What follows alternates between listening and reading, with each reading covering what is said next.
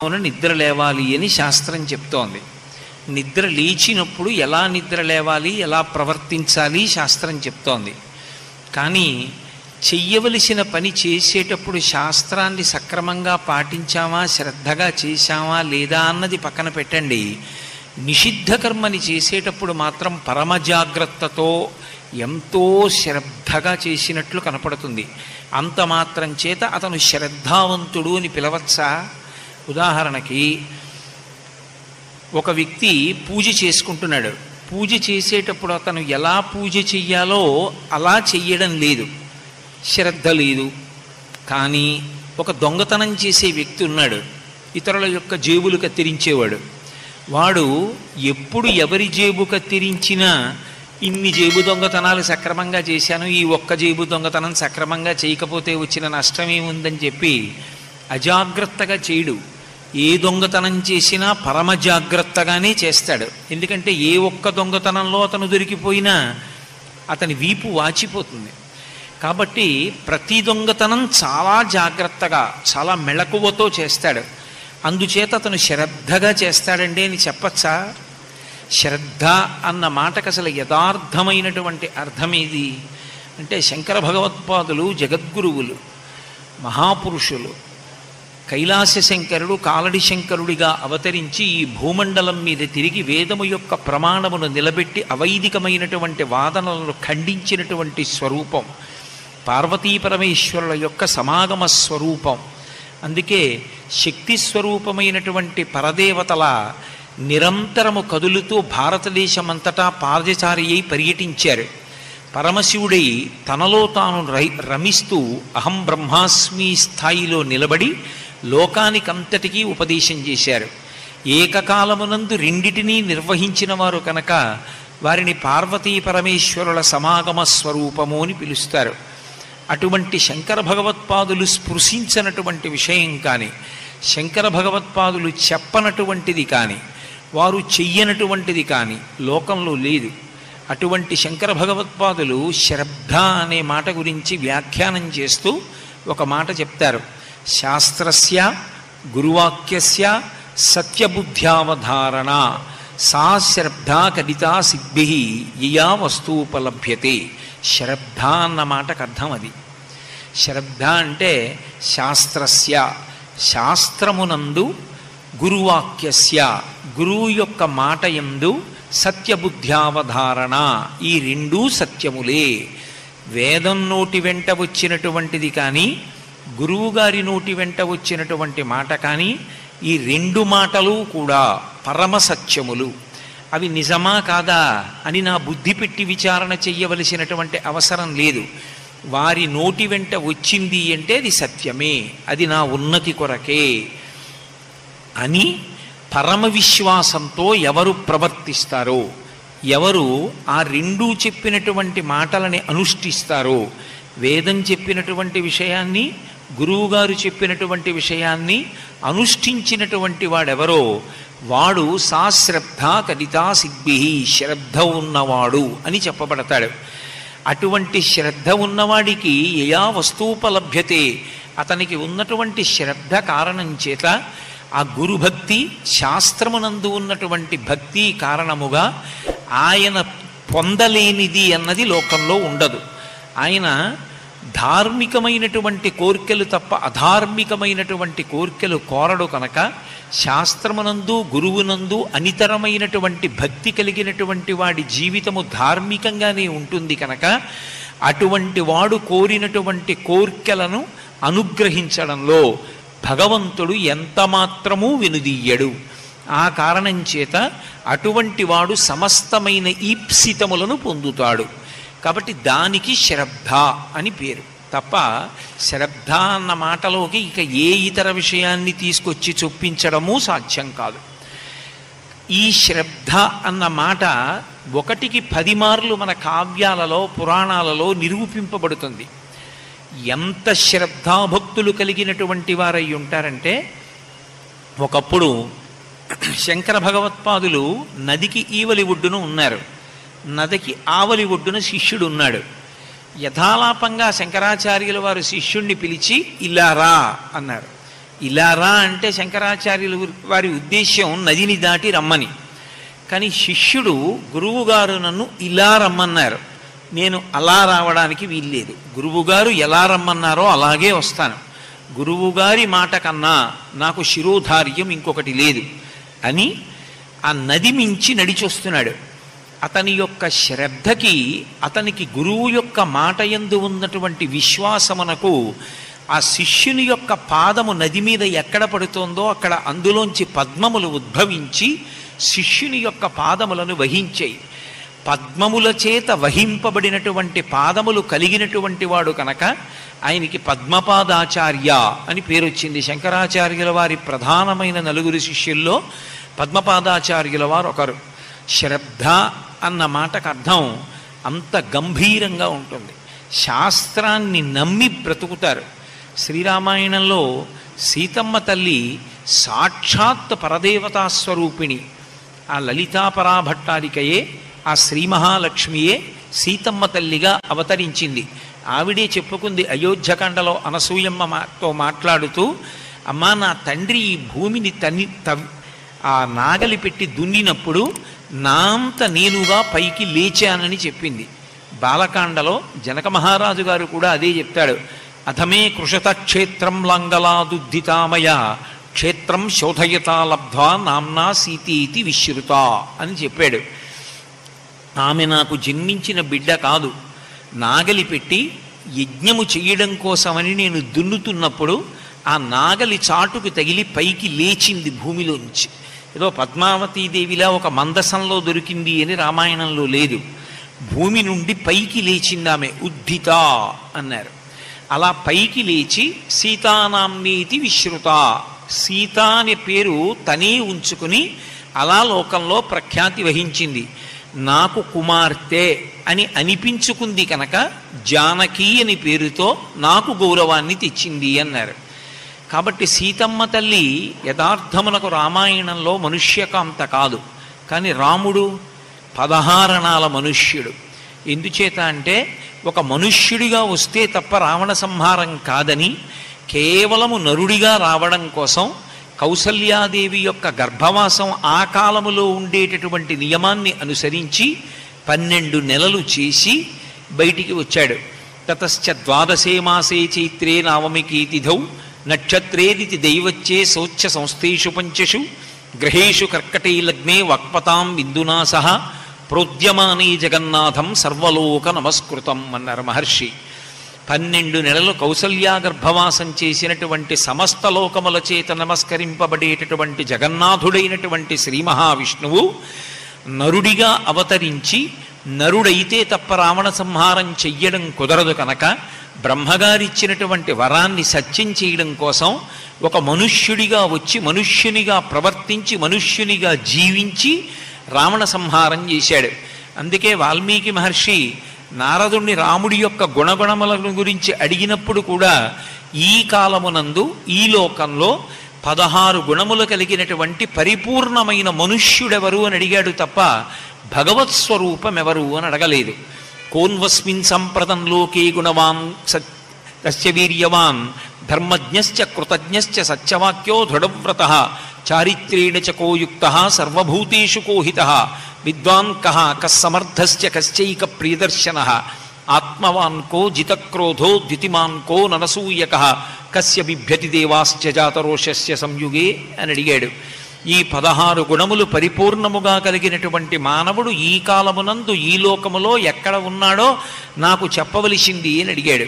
అడిగితే అప్పుడు రామచంద్రమూర్తి యొక్క వృత్తాంతాన్ని నారదుడు సంక్షేప రామాయణ రూపంలో వాల్మీకి మహర్షికి చెప్పాడు. అంటే మనుష్యునిగా ప్రవర్తించినటువంటి రామచంద్రమూర్తి కానీ, మనుష్యకాంతగా జన్మించకపోయినప్పటికీ మనుష్యకాంతగా ప్రవర్తించినటువంటి సీతమ్మ కానీ మనకి ఆదర్శప్రాయులు. వాళ్ళు ఇద్దరూ కూడా ఈ లోకంలో మనుష్యుడు ఎలా ప్రవర్తించాలో ప్రవర్తించి చూపించారు. అందుకే రామాయణానికి వేదోపబృంహణము అని పేరు. వేదవిద్యే పరే పుంసీ జాతే దశరథాత్మజే వేద ప్రచేతసాదాసీత్ సాక్షాత్ రామాయణాత్మన. వేదము చేత ప్రతిపాదింపబడినటువంటి భగవంతుడైన రామచంద్రమూర్తి నరుడిగా వచ్చి ఈ లోకమునందు ప్రవర్తిస్తే పరదేవతాస్వరూపిణి అయినటువంటి సీతమ్మ తల్లి మనుష్యకాంతగా ఈ లోకమునందు పుట్టకపోయినప్పటికీ మనుష్యకాంతగా ప్రవర్తించింది. వాళ్ళిద్దరి యొక్క నడవడి మనకి ఎప్పుడూ కూడా మార్గదర్శకము. వాళ్ళిద్దరూ ఎలా ప్రవర్తించారో మనం అలా ప్రవర్తించాలి.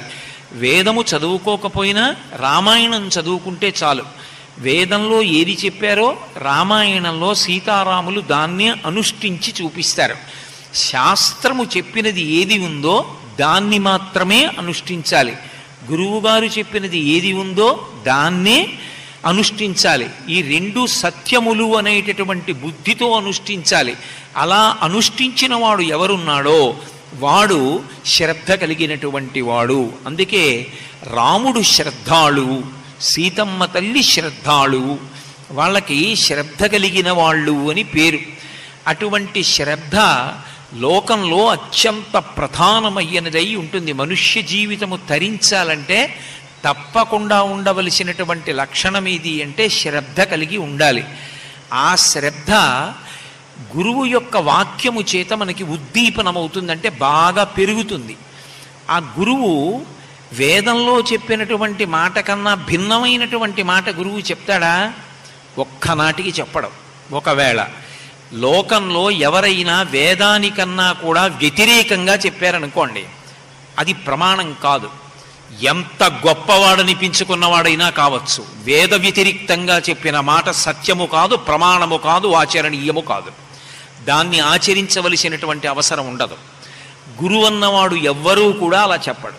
ఎందుకని అంటే గురువు అన్న మాటకు అర్థం ఏమిటంటే అధిగత తత్వ శిష్యహితయోద్యత సతతం అని. అధిగత తత్వ అంటే తత్వమును తాను బాగుగా ఎరిగినటువంటి వాడు. తివిరి యజ్ఞాన తిమిర ప్రదీపమగుచు అవ్యయంబగు బ్రహ్మంబుననుభవించి భరిత సత్వుండు సత్కర్మ నిరతుడతుల భూసుర శ్రేష్ఠుడలగుండు బుధనుతుండు అంటాడు కృష్ణుడు సాందీపని మహర్షి గురించి మాట్లాడుతూ. శాస్త్రముల యొక్క సమస్త సారాంశాన్ని తాను తత్వంగా గ్రహించి, తాను గ్రహించడమే కాకుండా శిష్యుల యొక్క అభ్యున్నతి కొరకు నిరంతరము ప్రయత్నించేటటువంటి వాడెవరో ఆయన గురువు. అందుకే గురువు యొక్క మాట వేదములో చెప్పినటువంటి విషయం కన్నా భిన్నంగా ఉండేటటువంటి అవకాశం అసలు ఎప్పుడూ ఉండదు.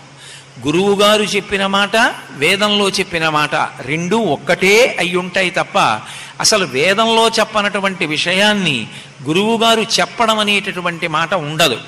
అందుకే ఏ కార్యం చేసినా సా శ్రద్ధ కదితా సిద్ధి, శ్రద్ధగా చెయ్యడం అనేటటువంటిది నేర్చుకో. శ్రద్ధగా చెయ్యని కార్యం ఏమవుతుంది అని అడిగారు. తంతు అని పిలిచారు. తంతు అంటే అలా చెయ్యాలని చెప్పారు కాబట్టి అలా చేస్తున్నాడు. దాంట్లో మనస్సు ఏమైనా ఉందా?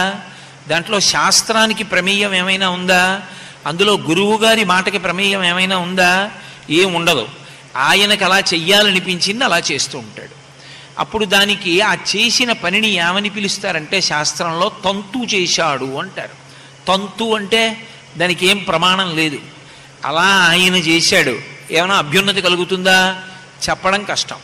ఆయన్ని చూసి మిగిలిన వాళ్ళు చేస్తే అసలు తప్పు, మరింత తప్పు మార్గంలో వెళ్ళిపోయినట్టు.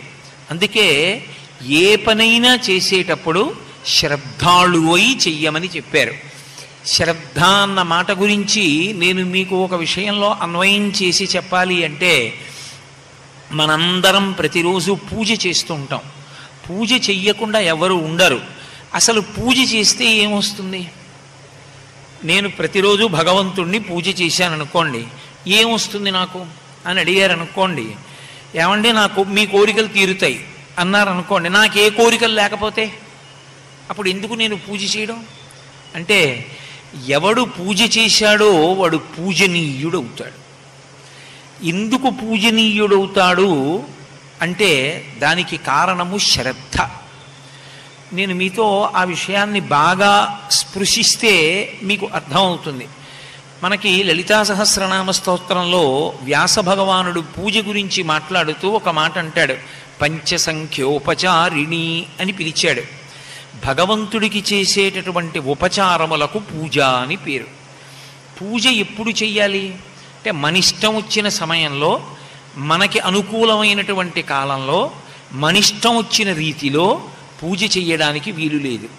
ఏదైనా శాస్త్రం ఎలా నిర్దేశించిందో అలాగే పూజ జరగాలి. పూజ జరగవలసినటువంటిది సూర్యోదయాత్పూర్వం తెల్లవారుజాము కాలంలో పూజ ప్రారంభం చెయ్యాలి అని శాస్త్రము యొక్క వాక్కు.